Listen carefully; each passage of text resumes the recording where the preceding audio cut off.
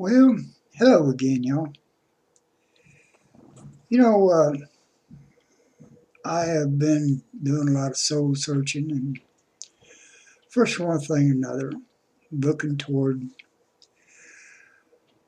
different forms of expanding my mind, and in so doing, uh,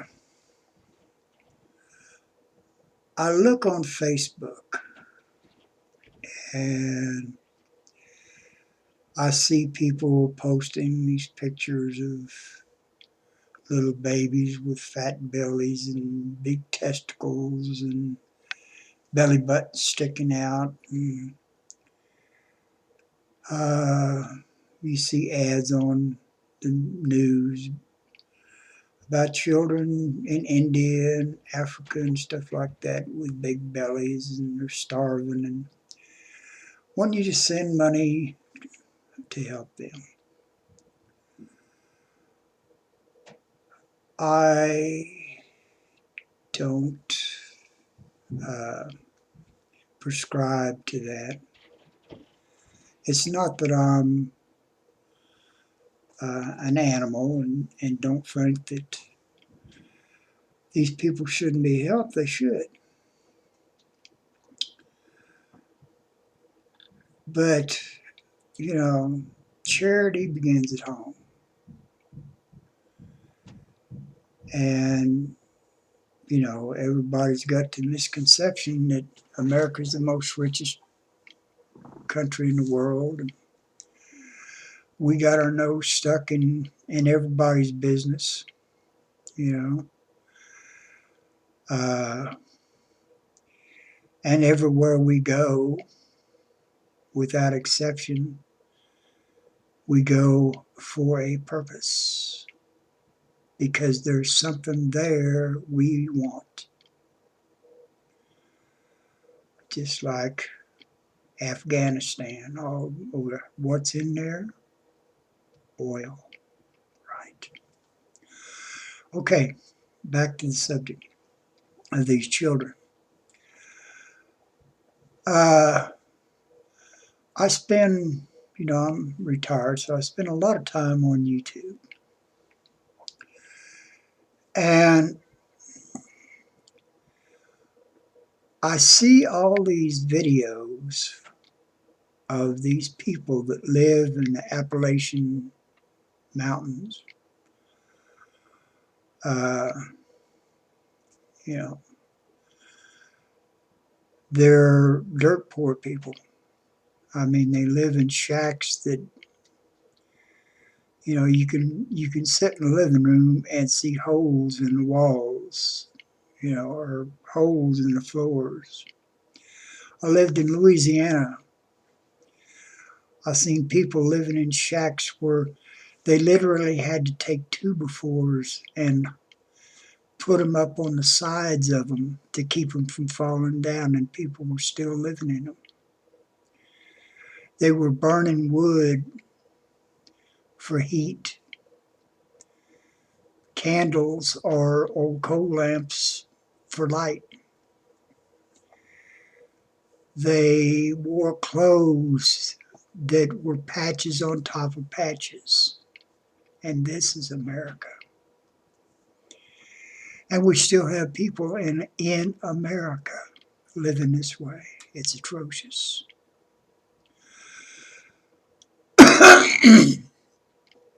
You talk to people that are big on helping people in Africa, helping people in India.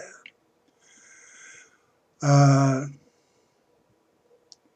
and you ask them, why not spend the money here? We're in America. Well, they live in America and this is the land of opportunity. If they wanted to better themselves, they could.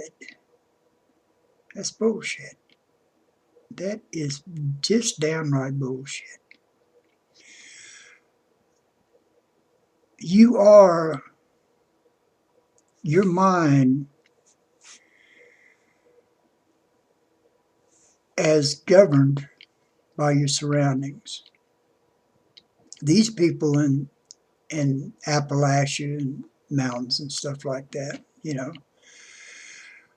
they have people every day thinking, I'm going into the big town and I'm going to better myself.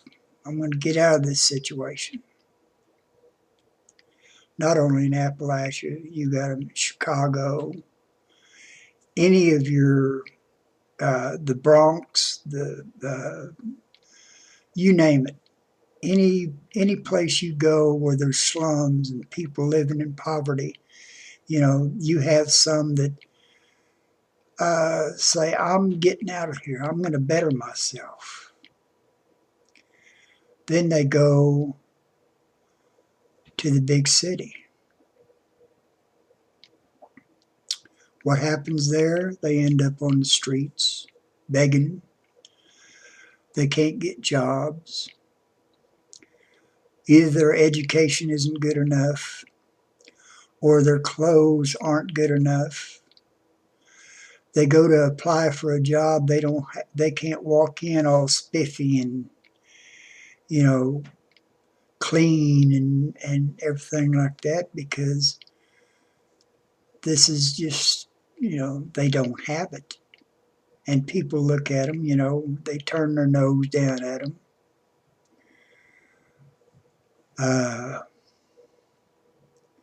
This is one reason why I am not a big churchgoer, because sure, churches do some good, and they do have some, like you go get commodities and it's donated by churches or and things like that. But then you look at the majority of your big churches, Catholic churches, all your big churches. Like back when I was going to church, there was this channel on television, the Crystal Cathedral, huge, humongous building made out of glass with big chandeliers and gold thrones and humongous auditoriums and all this stuff. And, the preachers are up there in their $1,000 suits and, preaching, give me your tithes, give me your tithes. And you've got this channel that Tammy Faye Baker and them had, same thing, big old multi-million-dollar complexes with chandeliers and gold thrones and gardens, beautiful gardens with little ponds with $20,000 or $30,000 sculptures in the middle of them. Why? Why couldn't they take that money and put it in places? Not, they don't have to try to fix every problem, but start with one. I mean, you could take the money that these people spend on all this extravagant stuff, take it to one community, And I'm not just saying go in there and start slinging money out like it's water, because the government's done that with welfare. And what has it done? It's enslaved people. They have generations of people that are, they're worthless.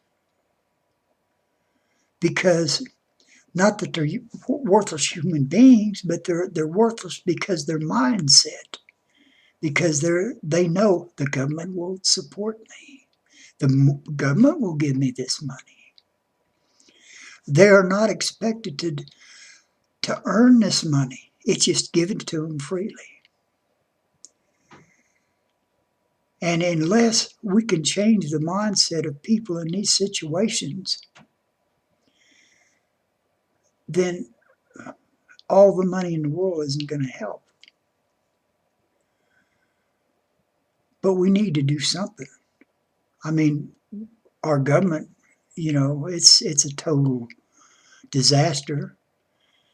They don't know what the hell to do. All they know is spend money, spend money, spend money, spend money, throw money in a damn hole, just keep throwing money in it, just like the school system, throw money in it, and expect it to get better. That's not going to work. But it takes money to educate, to take people out of these situations and re-educate them on how to think, how to they have lost all self-respect. People that are in poverty, you know, it's instilled in them, I can't do any better. You know, they have lost even the motivation, most of them. So I'm not a smart person by any means. And through life I have, you know, I have just had something in me that was self-motivation where I've been on Skid Row. I've lived in the Skid Row, I forget what the street was, in Denver, Colorado. I've stayed in the missions down there. I've been in a situation where I come to a town, I didn't have a penny in my pocket. So I would go to these, back then it was Traveler's Aid. I don't think they have any such thing anymore. And they used to have a thing called Manpower, to where you go, people call in, need a worker for the day, you go in and you sit in this little room. It's kind of like a union hall. People call in and you're on a book, on a list, and they go down the list, or they call out and say, well, who wants to do this? And then you volunteer. I've done that. So I always never stayed in a poverty state. I always worked my way out of it. But there are people that have been in these poverty states for generations and they don't know any better. It's up to us to educate them, which takes money. But we've got to be smart on how we spend our money. We can't just throw it at them like the government, because all the government's doing is enslaving the people. They're keeping them where they want them. They're dumbing down our society. And,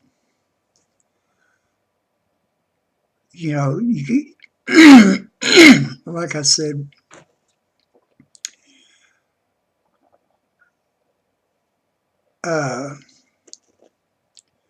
well, I'm not going to rant, rave, and go on and on about the same situation, but,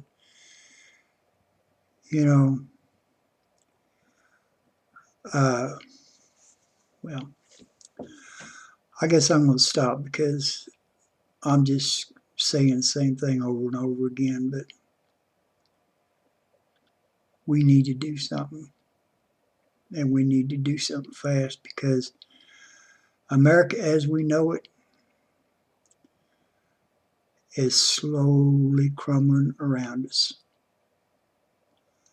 And unless we as people can come together and say enough is enough, it's time to change. And you know me, political, and I talk about Obama and administration and government and all this kind of shit. It's all the same. There's not a dime's worth of difference between any political party,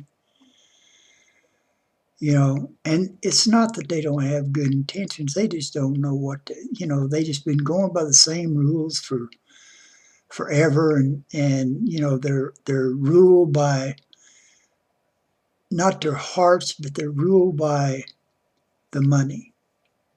Who's going to give them the most money? Spending millions and millions of dollars to be elected. Why? Because they know they can get it back because somebody's going to grease their palm. But anyway, that's a different story. And okay, y'all, I've rambled on enough. Just wanted to give you some food for thought, and y'all have a good day. God bless you.